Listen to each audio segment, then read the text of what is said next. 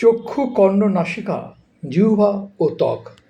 মানুষের এই পঞ্চেন্দ্রিয়ের অন্যতম অঙ্গ হলো চোখ। আর এই চোখ আছে বলেই আমরা সব কিছু দেখতে পাই। কিন্তু চোখের অনেক অনেক ধরনের সমস্যাও হয়। প্রথম একটা সমস্যার কথা বলি, সেটা একটা মজার সমস্যা যে আমাদের যে চোখে যে তারারন্ধ্র যেটা রয়েছে বা পিপল যেটাকে বলা হচ্ছে, সেটা কারোর ছোট আবার কারোর বড় হয়। অনেক সময় হয়ে যায় হঠাৎ করে।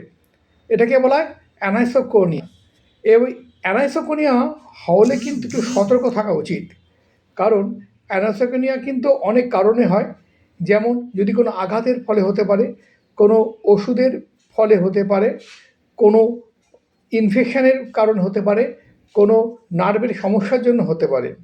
কিন্তু তার থেকেও বড় কথা হচ্ছে এই অ্যানাইসোকোরিয়া বা চোখের এই পিপলগুলো তারারন্ধ্র যদি অসম হয়, একটা বাঁ দিকেরটা হয়তো ছোট, ডান দিকেরটা হয়তো বড়, বা ডান দিকেরটা বড়, বাঁ দিকেরটা ছোট, এরকম যদি থাকে, সেক্ষেত্রে কিন্তু একটা ভয়ের ব্যাপার থাকতে পারে।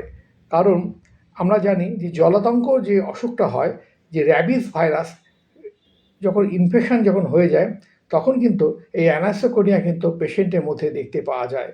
এবং তার সাথে যদি ফটোফোবিয়া থাকে, এবং তার সাথে যদি স্যালিভারি গ্ল্যান্ড থেকে যদি লালা মুখ থেকে নিঃসৃত হয়, তাহলে কিন্তু সন্দেহ করতে হবে এটা কিন্তু জলাতঙ্ক হয়েছে বা র্যাবিস হয়েছে।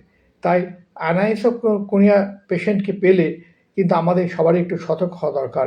এটা র্যাবিস ভাইরাসের জন্য হচ্ছে না তো? নমস্কার, কল্যাণ পাল।